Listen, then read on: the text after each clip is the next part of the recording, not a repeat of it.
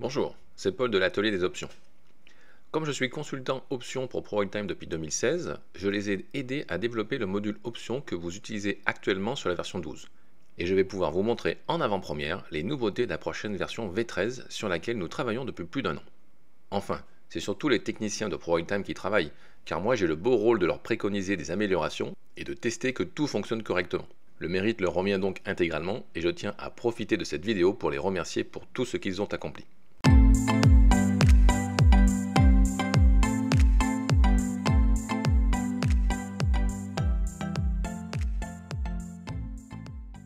Nous voilà sur ProRealTime Software pour la version en bêta test de la prochaine version 13. L'objectif de cette vidéo est de vous montrer les améliorations déjà apportées au module options et de vous faire participer aux améliorations finales avant la sortie grand public. C'est pourquoi je vous demanderai de donner votre avis et de soumettre vos requêtes dans les commentaires de cette vidéo de façon à ce que je sois votre relais auprès des techniciens de la plateforme. Donc là je vais démarrer la plateforme options qui s'appelle Options ProTrader. Et donc, vous retrouvez déjà tous les actifs qui sont sur ProRealTime actuellement. Donc, ils sont déjà nombreux avec les actions et les indices européens et tous les principaux futurs américains. La grosse nouveauté de la version 13, ce sont les actions américaines qui arrivent. Vous allez pouvoir trader les options de Nvidia, Tesla, Apple et de toutes les autres actions américaines, ainsi que les ETF américains comme le SPY, QQQ, GLD ou le Bitcoin avec IBIT. Tout ça depuis votre plateforme ProRealTime. Alors, avec la clé molette qui se trouve ici, vous allez pouvoir paramétrer votre chaîne d'options avec toutes sortes d'informations qui sont rangées par catégorie pour vous aider à les retrouver plus facilement et vous allez pouvoir ensuite dupliquer en un seul clic sur la colonne des puts. Au niveau des catégories, donc vous pouvez les ouvrir pour agrandir, voir ce qu'il y a à l'intérieur et donc vous pouvez rajouter les différentes fonctions qui vous intéressent comme la volatilité implicite, le penny interest par exemple, les différentes grecques et donc encore d'autres informations comme les volumes, le bid de ask, etc. Et une fois que vous avez fait vos modifications, voilà, vous dupliquez sur la colonne des puts, et ce qui fait que tout ce qui a été modifié ici sera modifié également sur les puts. Alors si vous savez déjà quelle stratégie vous voulez faire, vous pouvez cliquer sur des stratégies qui sont prédéfinies, et ce qui fait que ça va vous créer la stratégie que vous souhaitez. Donc il vous met tout de suite, vous voyez j'ai cliqué sur le straddle, il vous met l'achat d'un put, d'un call, de même strike et de même échéance. Bien entendu, après, tout est modifiable. Vous pouvez, si ça ne correspond pas à ce que vous souhaitez faire, modifier les calls, les puts, les strikes et les échéances. Tout ça, c'est modifiable en un clic depuis la colonne concernée. Voilà, et donc c'est très pratique. Et si jamais ça ne vous plaît pas, vous voulez changer, vous cliquez sur une stratégie qui est différente et ça vous ouvre donc une stratégie qui correspond à Iron Condor. Et encore une fois, tout est modifiable. Donc si ce que vous avez fait ne convient pas, vous cliquez sur supprimer et ça supprime entièrement la stratégie. Ou alors il est possible également de supprimer une seule option à la fois ou la totalité comme je vous l'ai montré tout à l'heure. Si vous souhaitez faire votre propre stratégie, il suffit de cliquer comme pour la version 12 sur l'option qui vous intéresse. Quand vous cliquez, ça l'ajoute en dessous au niveau de la stratégie. Donc là par exemple je vais faire un bear put spread et je vais le financer avec la vente d'un put. Donc si c'est une stratégie que vous faites souvent, vous pouvez décider de l'enregistrer. Vous voyez, ajouter un nouveau modèle.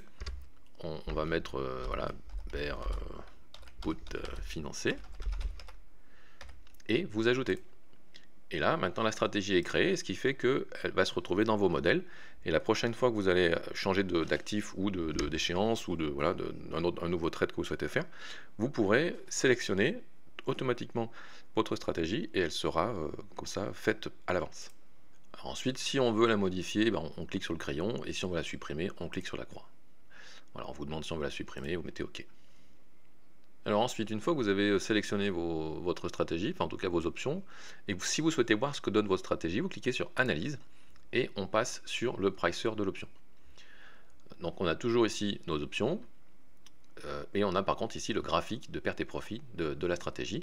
Avec la molette, vous pouvez zoomer et dézoomer en arrière. Vous pouvez déplacer ici pour voir mieux. Si jamais ce n'est pas assez, vous pouvez cliquer ici sur stratégie, ça va cacher la stratégie de façon à agrandir un peu plus le graphique pour y voir un peu mieux et ensuite éventuellement vous recliquez sur le bouton pour faire des changements s'il y a besoin. Donc on voit plusieurs choses qui sont sur l'écran. Vous avez les zones vertes et rouges qui sont du coup les zones de profit et de perte. Donc vous voyez ici c'est le 0 Et donc forcément, quand on est au-dessus du zéro, on est en gain. Et donc on a des zones de vert clair et vert foncé. Et quand on est en dessous, on est en perte. On a des zones de rouge clair et rouge foncé. Donc ça c'est pour les zones de couleur. On a ce qu'on appelle l'expected move. Donc c'est en fait c'est le mouvement qui est prévu par les market makers. Et donc c'est la ligne bleue qui est ici. Donc en fait en fonction de la volatilité implicite du moment, le mouvement prévu par les market makers est de plus ou moins 7% et demi. Vous pouvez décider de l'enlever si vous voulez. Vous avez le break-even. Le break-even, ça va être le petit point qui est ici, sur cette stratégie-là. Et ensuite, vous avez différentes possibilités également. Vous pouvez, en bas, vous avez ici, dans l'axe des abscisses, vous avez la possibilité de changer différentes choses, comme la volatilité, voilà, le temps qui reste en expiration, ou laisser simplement le prix du sous-jacent.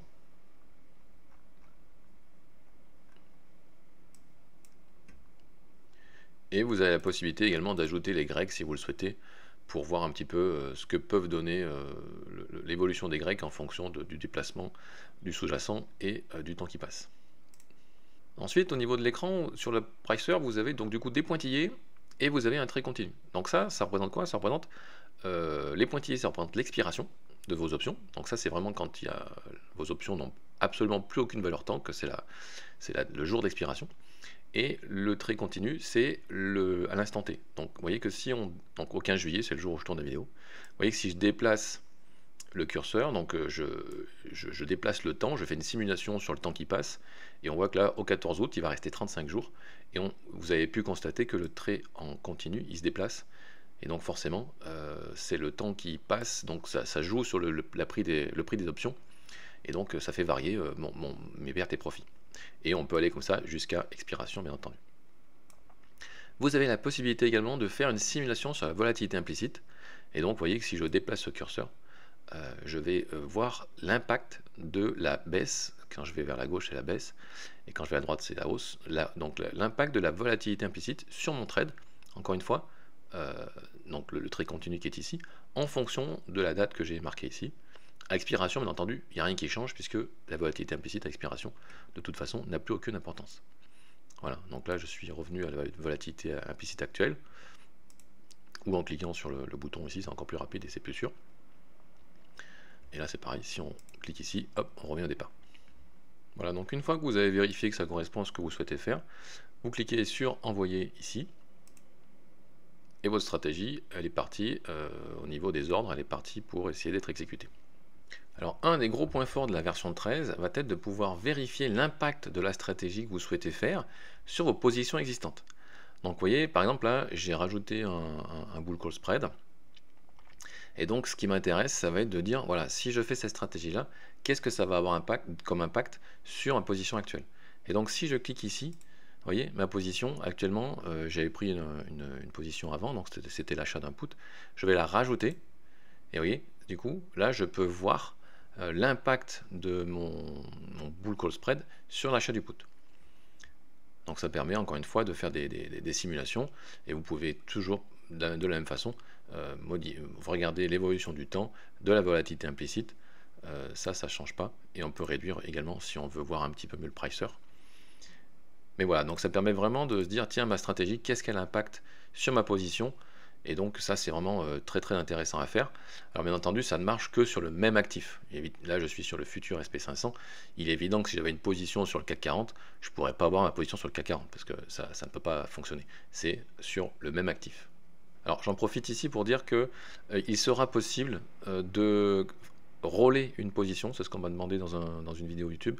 Donc il sera possible de roller une position en faisant en un seul clic pour gagner du temps, donc ça sera possible de le faire depuis son portefeuille. Alors sur la prochaine version V13, comme vous allez pouvoir trader toutes les options, vous allez avoir besoin de la volatilité implicite. Alors ProRayTime propose actuellement déjà la volatilité implicite sur quelques actifs.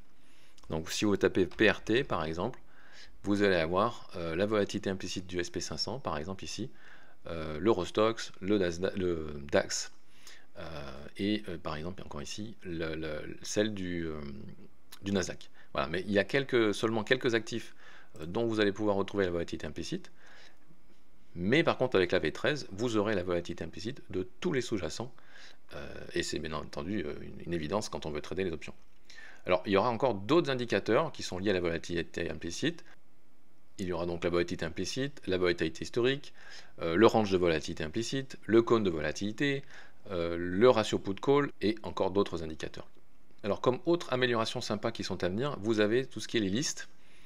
Donc là, il y a une liste avec 90, et donc vous avez la possibilité d'ajouter des indicateurs dans les listes. Donc par exemple, avec la clé à molette, donc on retrouve les différentes catégories pour ajouter donc des informations. Et ce qui est intéressant, vous voyez, c'est qu'on peut rajouter des indicateurs. Donc là, je vais les enlever, par exemple, dans les colonnes. Et si je veux rajouter, je clique sur indicateur, je viens cliquer sur les 3 petits points, et je vais pouvoir charger et changer mes indicateurs pour mettre ce que j'ai envie de voir dans mes indicateurs, dans mes listes.